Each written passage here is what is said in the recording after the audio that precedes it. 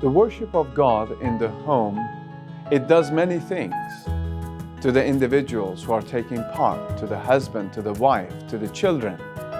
Because what the worship of God does, it brings us into the presence of God. And with our Bibles open, the Word of God speaks to the family. It produces comfort. It produces praise. It heals the soul.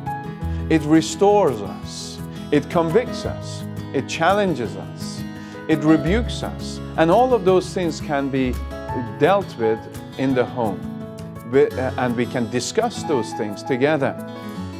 And so it is that the family is being built up on the right foundation. We are able to honestly speak about things that we need. And also when sins are to be confessed, when faults are to be described and explained, then the family can pray over those things.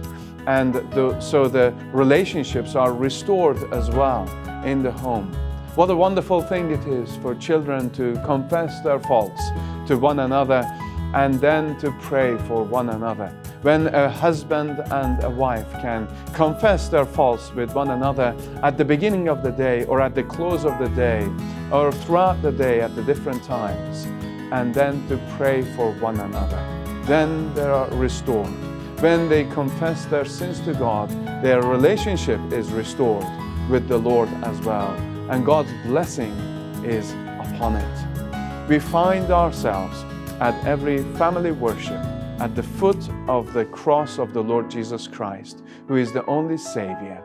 And we find that His blood cleanses us from all sin.